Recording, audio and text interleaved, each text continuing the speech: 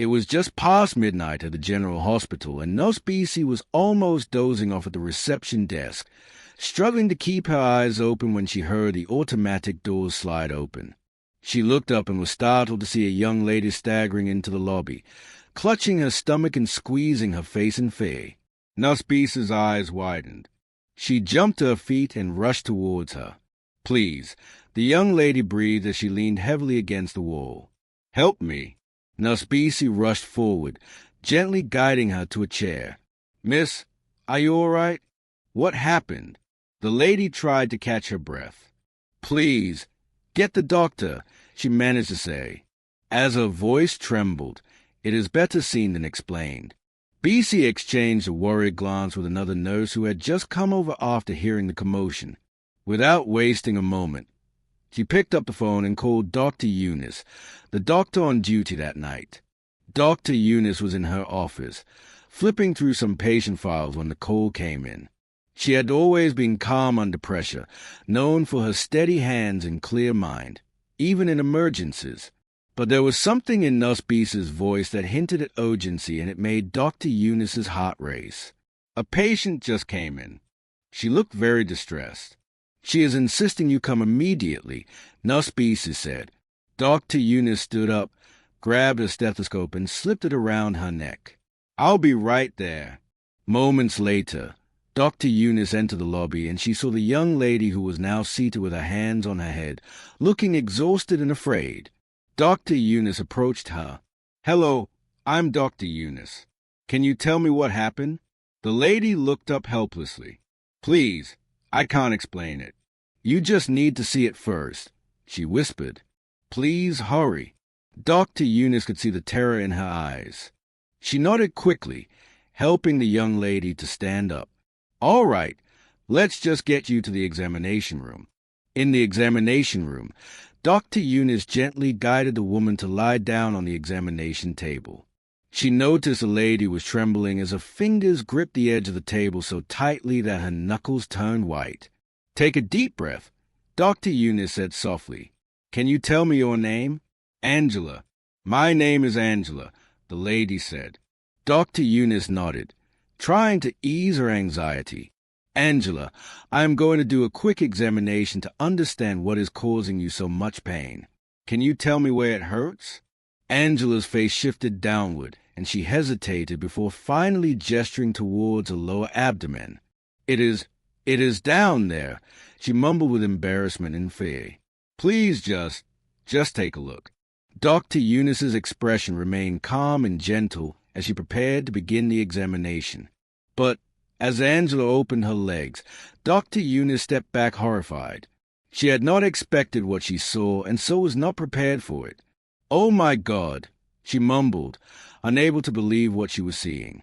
There were tiny white maggots squirming and writhing within Angela's most sensitive area, a sight so grotesque and unnatural that Dr. Eunice felt a chill crawl down her spine. Angela's face squeezed as she began to sob, grabbing the doctor's hand. "Please, doctor, help me. I don't know what is happening.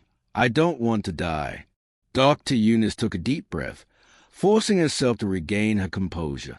She had seen countless cases of infections and illnesses, but this was unlike anything she had encountered. "Angela, I'm going to do everything I can to help, but I need you to be stronger, right?" Angela nodded through her tears, and Dr. Eunice set to work. She carefully administered an injection to help ease Angela's pain, and then she began to clean the affected area as she worked. Questions filled her mind, questions that had no immediate answers. Once Dr. Eunice had done what she could to stabilize Angela, she sat down across from her, trying to piece together what she had just witnessed. "Angela, this is a very unusual condition." She began carefully. "I have given you something to help manage the pain, and I have cleaned the area, but I need to know more about your medical history. When did you first notice anything unusual?" Angela wiped her tears away, trying to gather herself. "It started about 5 days ago. I noticed a strange smell, and I felt uncomfortable. I tried cleaning myself, but it did not help. The maggots just kept increasing even after cleaning. It just got worse." Dr. Eunice listened, nodding as her mind raced with possibilities. Did you change anything recently? Any new medications, different foods, or toiletries? Angela answered, No, not really. You mentioned you're a student. Do you stay in the hostel? Probably you got this from shared toilets, but Angela shook her head, stating that she stayed alone in a small room, and she was very particular with her hygiene. Dr. Eunice asked with a low voice, Are you sexually active? Angela paused for a while before nodding. Dr. Eunice then asked, I need to know when last you met with a man. Maybe it could help. Angela was embarrassed, but then she replied, Well, I was with someone, my boyfriend, Williams. We were together about a week ago. Dr. Eunice noted the information, sensing that Angela's condition might be connected to her encounter with Williams because there was something off, something that didn't fit into any medical category Dr. Eunice had encountered. 1 week ago, and you noticed this 5 days ago. That was after you met with him. Angela, I want to help you, but I need as much information as you can give me. Has anything else changed in your life recently? Maybe in your relationship. Anything that might have brought this on? Angela's face grew troubled, and she took a deep breath. That should be Williams. He changed. He was always kind, always supportive, but recently he started spending time with different people, worldly friends, men who seemed to have everything. He started acting strange, and I can't even recognize him now. Dr. Eunice frowned, thinking through Angela's words. Have you noticed anything unusual about Williams? Anything that might suggest maybe something out of the ordinary? Angela looked away sadly. Nothing unusual except from the fact that he would always talk about wanting more from life and wanting to leave poverty behind, but I never saw him do anything out of the ordinary. He was just trying to belong. Nothing more. Dr. Eunice's instincts were telling her that there was more to the story. She was well aware of some supernatural beliefs and stories of people making dark sacrifices to attain wealth and power. The idea seemed far-fetched, but after what she had seen, she couldn't dismiss it entirely. After stabilizing Angela the next morning, Dr. Eunice decided to consult with a specialist for a second opinion. She approached Dr. Namdi, the hospital's senior gynecologist known for his expertise in handling rare and complex cases. As she sat in Dr. Namdi's office, Dr. Eunice recounted the event, describing Angela's condition in detail. I have never seen anything like it, she concluded. It is almost as if something mystical is happening there. Dr. Namdi's brother furrowed as he listened. He had seen unusual cases over the years, but this was new to him. This sounds disturbing, he admitted, and if I'm being honest, it reminds me of something I have only heard about casually. There are stories of people suffering strange afflictions due to spiritual manipulation. Dr. Eunice felt a shiver run down her spine.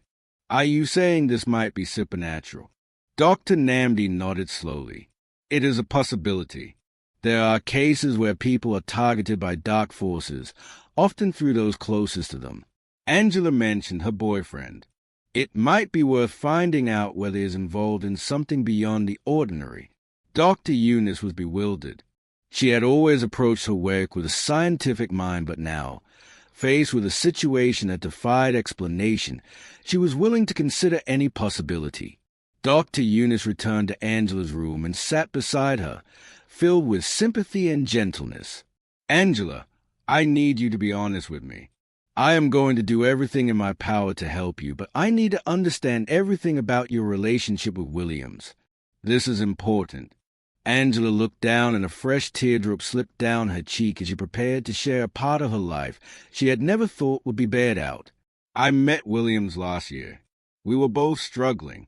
He came from a background like mine, poor but with dreams of something more.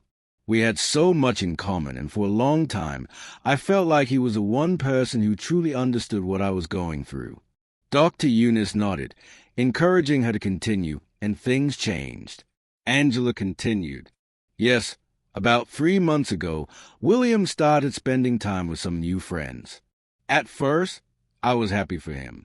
They were wealthy, successful, people with power, or at least that was how they appeared, but something about them did not feel right.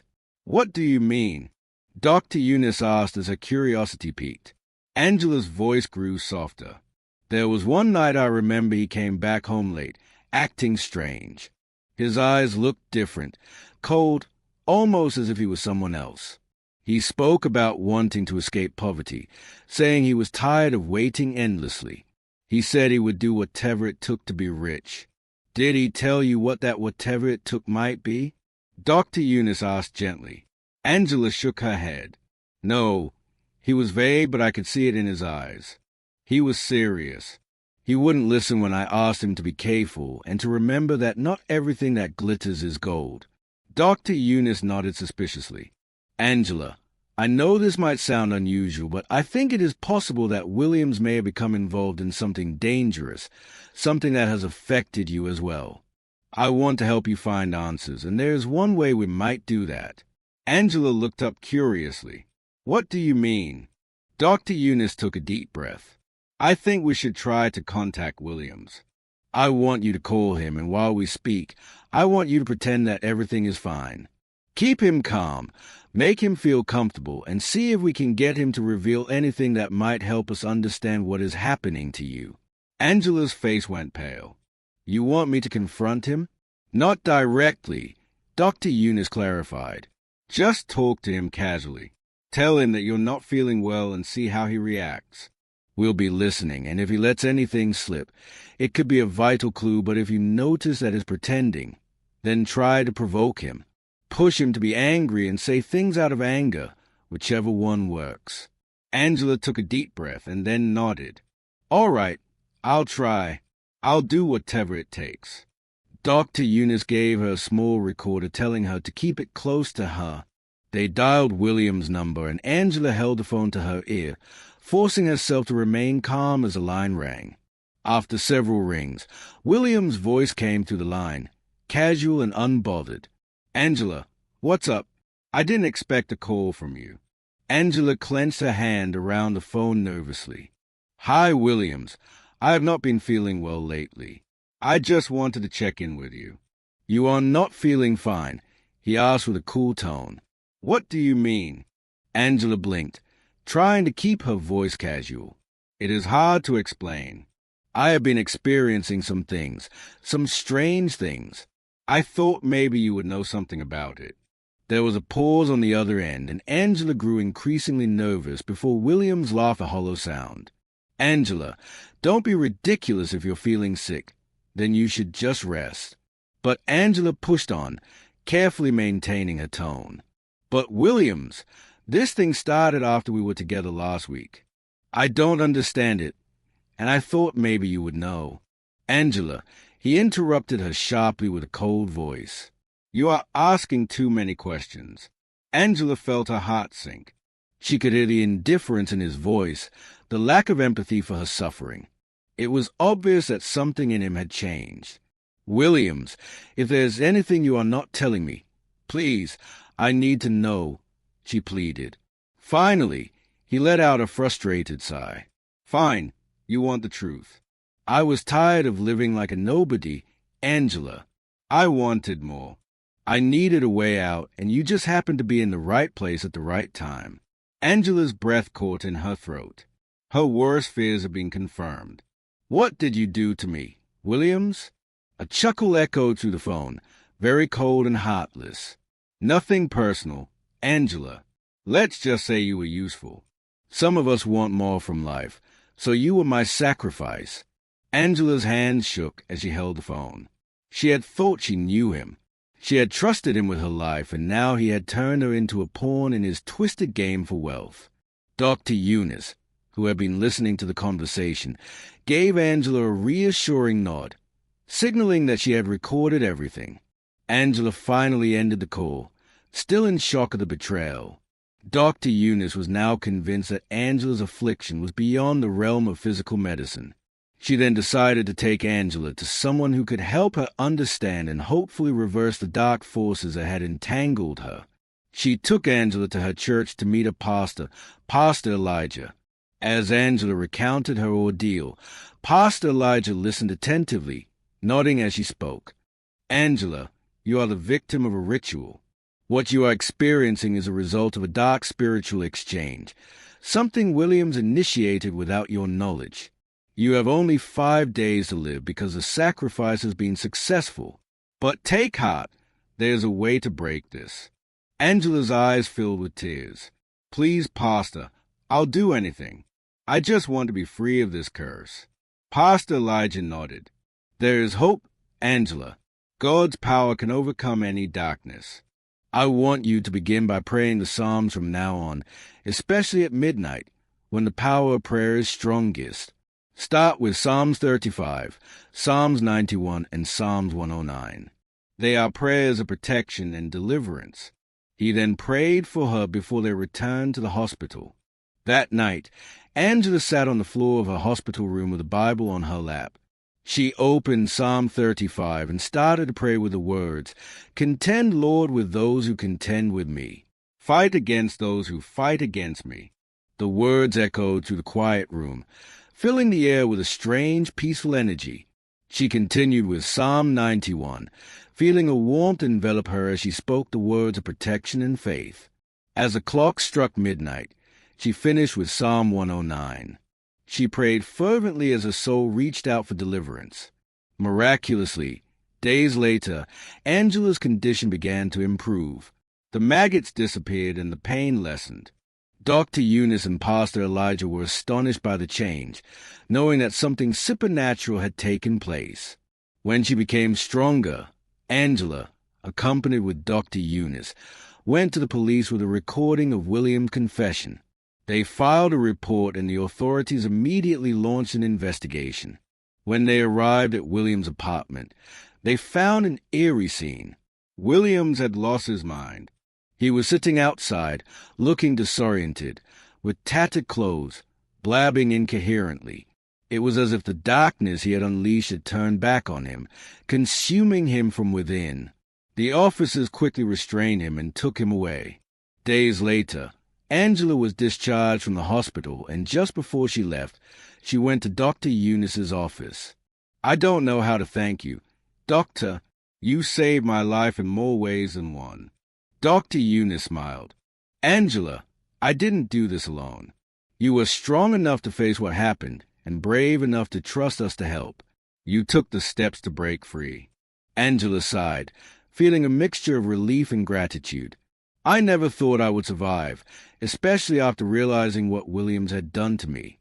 I trusted him, believed in him, and he betrayed me in the worst way."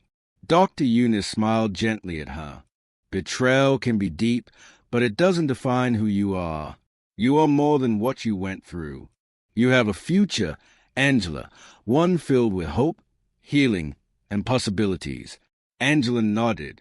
"I do feel different, lighter, as if a dark cloud has lifted." Angela and Dr. Eunice went to the police station to follow up on the case. They learned that Williams had been formally charged and the evidence Angela had provided was crucial in bringing him to justice. The recording of his confession and the testimonies of Dr. Eunice and Pastor Elijah had painted a clear picture of his intentions, leaving no room for doubt. The officers informed Angela that Williams would face trial and his actions would not go unpunished, but he would first be put in the police psychiatric hospital until he gained his senses back. Angela resumed her studies, feeling stronger and more focused than ever before. She returned to her life, determined to make the most of the second chance she had been given. She also promised to intentionally build a relationship with God and to never engage in any sexual relationship with any man until she was married. She continued to keep in touch with Dr. Eunice, who was now like an elder sister to her. Thank you for watching this story. If you enjoyed the story, kindly share your thoughts about it in the comment section and give the story a thumbs up also. Share with your family and friends and subscribe to this channel. Thank you and remain blessed.